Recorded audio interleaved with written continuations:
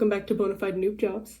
Today I'm going to show you a simple and compatible setup on a Windows ARM-based, or specifically Snapdragon CPU containing computer, a sustainable setup for an amp simulator or music production, recording, even just playback practicing. It's going to be on that same Lenovo IdeaPad as in that public service announcement on Snapdragon computers. You'll first see how my initial plan was hindered, and then the resolution I was able to come to. So first, I'm going to show you the hardware we need to do this.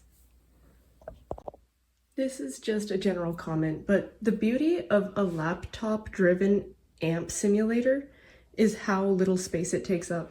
So I have a pretty small desk, and my room isn't the largest, but this little space right here is all I need. And then whatever standing room I might want to play bass. So first, and most importantly, besides the laptop, you need an audio interface. This is a great entry-level interface. It's a Behringer Euphoria UMC22. It has 2 instrument inputs, and it's powered directly by the laptop it's plugged into, or computer. So very lightweight setup. It does its job well. Very simple. You do need some sort of output monitoring. Monitoring is just the medium through which the sound comes out. So these are, again, like really reputable. AKG K240 Studio. Very lightweight. I think they're technically open back headphones. The only downside is that when I'm really feeling the music, they kind of fly off my head. But that's my problem. So the laptop, obviously, and then whatever instrument you're using. It doesn't need to be a bass. It could be a guitar. All right, so let's get into the software end of things. This is gonna piggyback off of our whole Behringer audio interface thing. So not all interfaces are truly plug and play. And plug and play just means you plug it directly into your device, your computer, and it works from the get-go. In some cases, especially if you're on a Windows computer, you need to download a driver for the audio interface. So go into your web browser, type whatever model of interface you have, and then type driver download at the end. So in our case, this Sweetwater link is applicable. The sweet spot is right here. This is what you would need to do to download the driver. But that was kind of an aside. So now let's get into our particular case with REAPER and then the amp sim. First, let's download REAPER. This is our digital audio workspace, or our DAW. This is the program your computer runs for you to have audio tracks and to make music.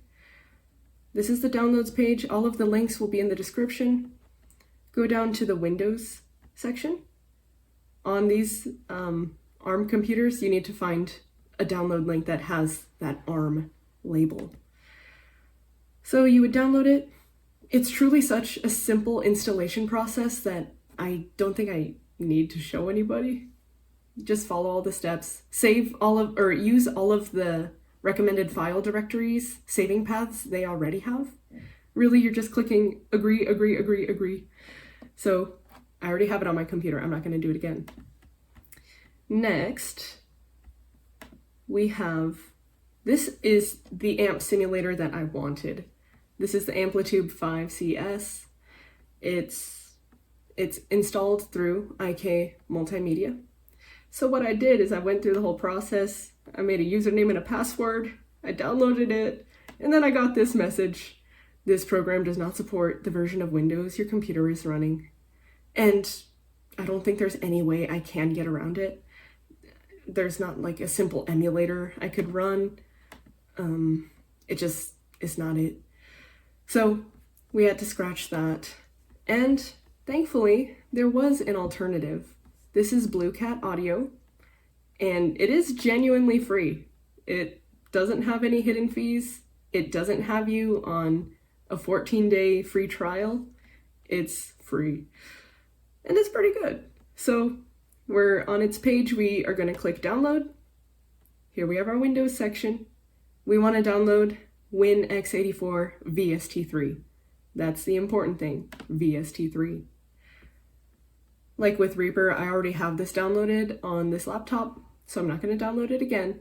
Very easy. Just use all of the recommended file saving paths they already have. Good, so now let's open up Reaper. This is it.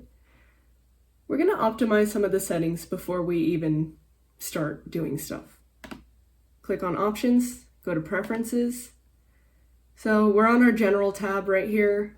We can go straight down to Audio, actually to Device, which is under Audio. You want to make sure your audio system is Wasapi. This is specifically for Windows ARM computers. It just works. It just works. And then make sure you're on exclusive mode. It will work on shared mode, but exclusive is just the best. For audio, for the input device, you could have it on default input, but it's better to just have it on your interface.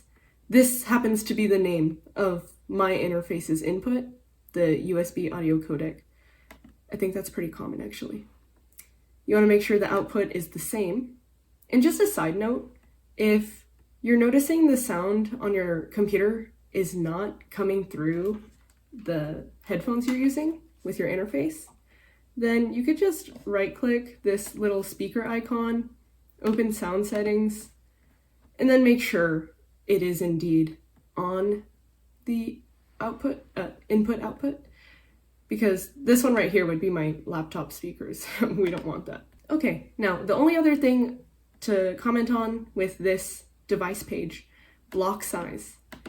This has to do with the delay you might experience between plucking or picking your string and actually hearing it played back to you. That was a big problem when I just opened up Reaper on its stock settings. I had delay, and it's really noticeable when you're playing along to tracks. So safest would just be 128 samples, and that should serve pretty well. But 64 is even better. Just the thing to remember, the lower your block size, the more strain it puts on your CPU. So if you notice your computer starts panting, and by that I just mean the fan is really loud and won't stop, then maybe go from 64 to 128, and then just go up in increments, 256, 512, all that. Okay, that's good for that tab. Oh, and make sure if this apply button is able to be clicked, that you do click it. You would click apply and then click OK. Okay, we are now wearing the bass and the headphones. Why do I hear that? You hear that? Is it because I'm on exclusive mode, bruh? I did encounter something weird. So I just want to point it out in case anyone else experienced that. I noticed, so I usually use shared mode on our audio stuff. I just heard it's better to use exclusive. But when I changed it to exclusive, I got this sort of droning like, and when I changed it to shared mode, it went away. So if anyone was getting that noise, then maybe change it back to shared mode. Sorry if I gave you bad advice. But if it works in exclusive, I would say keep it exclusive. We're gonna do just one more preference tweak before we actually go into our sound effects chain. Okay, so we're gonna be looking under audio again. We're gonna do buffering this time. We just wanna make sure this anticipative FX processing box is checked, and a good range here would be 200 to 500 milliseconds. So almost all of this tweaking stuff has just been to reduce lag, latency. That's the effect when you pluck and then it's delayed, you know? So this is just to make it sound tight and responsive. This provision, the anticipative FX and the rendering speed, it's not gonna affect your input.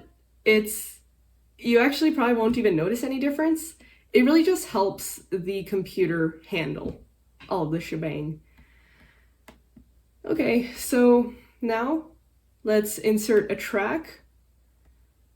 If you want to be able to hear, well, some interfaces, I think most actually, you'll already hear your instrument when you play. It's just totally vanilla, no effects, nothing. So click this little red button. Don't mistake this for the record button. This just means it's record armed. If you click this record button down here, then it'll record the track that has the armed setting on. By default, you should have record monitoring on. The other option when you click it is auto, and then it goes to off. So we want it to be on.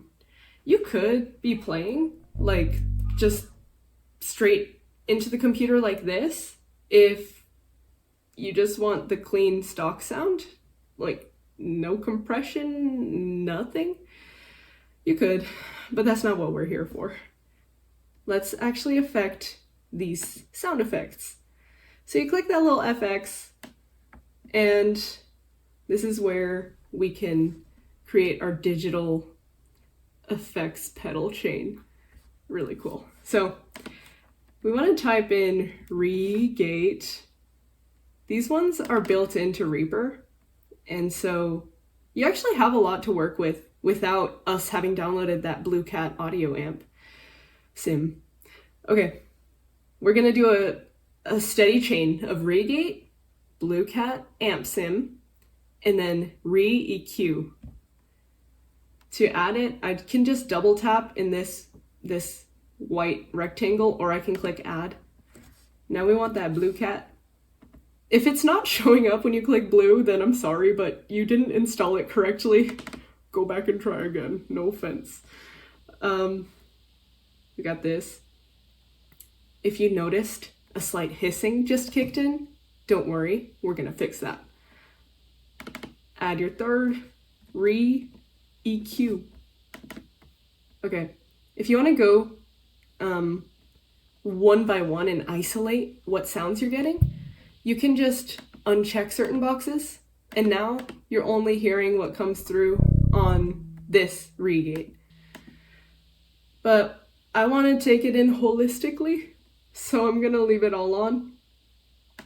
Now, my biggest problems when it has come to effects is the hissing, which you actually might be able to hear already, and then the latency, the lag, the delay between plucking and hearing.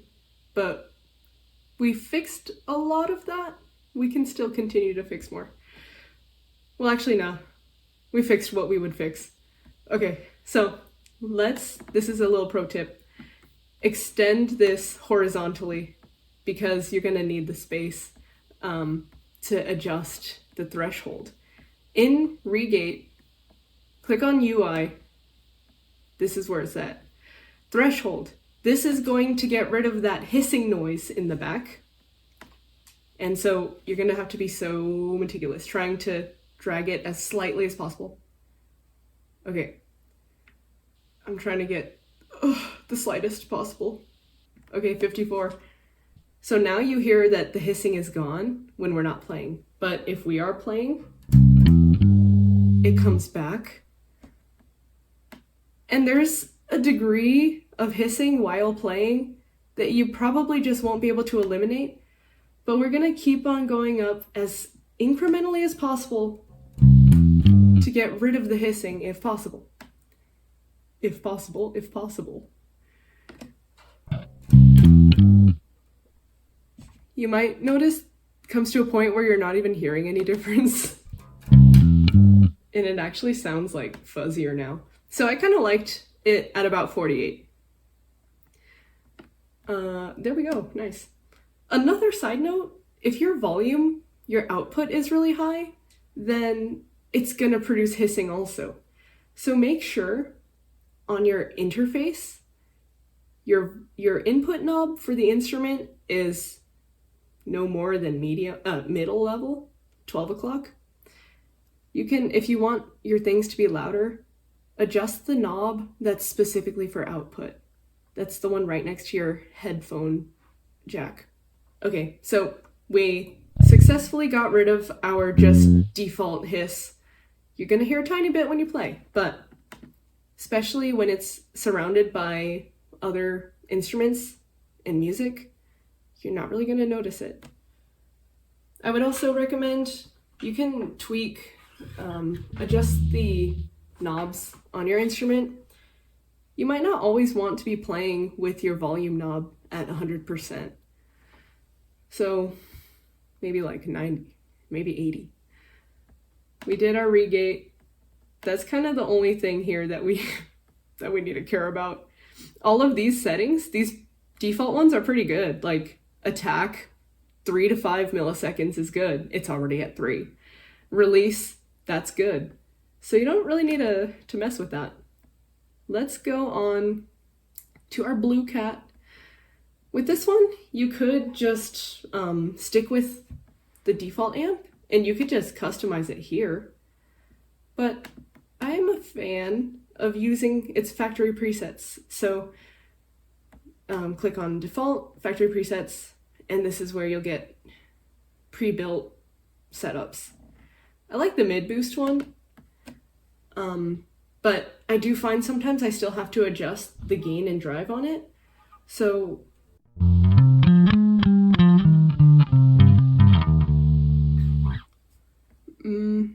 you're gonna want to be careful when you get into like crunchy or distortion stuff. Like, watch your ears, okay? Ear warning. But that's the same. I didn't change any settings, so it's like, it's kind of cool if you want to like tap and but if you want to just be playing like so use it as you will. You can change the gain in the drive. I'm just gonna settle on this mid boost one. And now let's go on to re-EQ. I like using the presets, like I said. I don't even really know how this thing works. I'm serious. I don't know what this does. Control Z. Oh shoot. Okay, yeah, Control Z. I just go with the mud-free one because I don't want mud. I don't want mud right here. So yeah, this is a before and after. If I want to hear what the bass sounded like before, I would just click the power button on the sound effects right there, and then I can just listen to it regularly, and then I can put the effects on. You hear that difference? It has that like bassier tone. Okay, but like before I move on from the Blue Cat amp entirely, I don't want to totally write off its like crunchiness, because even though it's not like the most full sounding tone, you can still work with it, and you can add other things to your chain. Like, yeah, I just typed booty. So this one, it's a bass enhancer. You might want to put it like directly after Blue Cat, but if you want, you can like change it in this way. Bruh, this is not really doing anything. Wow. But all of that to say, like, you can add other things to your chain.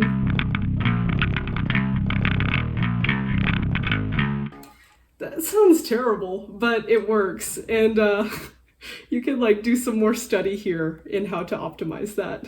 Okay, lastly, I want to just give like a little demo of what it would look like to use this just for practicing. That's what I use this for.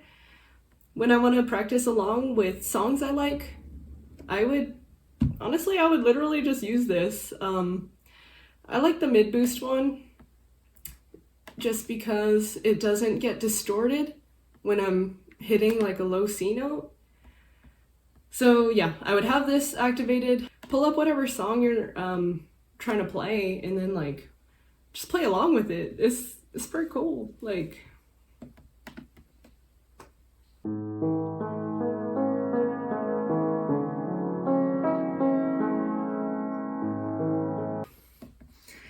so yeah, it's like you get to practice, you don't disturb any of your neighbors, optimal for apartment dwelling. So yeah, I suppose that's an end of this tutorial. The final thing that I'm gonna do is go take a trip to Costco and banish this thing from my domain. I bought that HP OmniBook 5 as a replacement. So yeah, I guess my work here is done. Okay, wait, I almost forgot to mention. So you want to save your project before you close it. Call it something like AMP-SIM. It's gonna by default be saved as the RPP, REAPER file type, documents, REAPER media, file directory. So you save it, and then next time you open your project, just open that exact one, and it's gonna save your sound effects chain exactly as you had it, so you don't need to redo the entire process every time. Obviously, I know there's a lot that could have been better, improvements that could be suggested. So if any of you guys are like audio wizards, please offer your feedback. Let me know how I can improve my dinky minimalistic re-gate AMP-SIM to re-EQ setup. And if you know of any other good, genuinely free amp simulators, please share it. I would love to hear it. Other people would like it. And that's it. Thank you. Oh, one more thing actually. This isn't scripted. So you know how we download things VST3? If anyone ever has a reason in the years of 2020 and later to opt for just regular VST, please tell me why. That's something I don't understand and would be happy to understand. Okay, that's it. Thanks.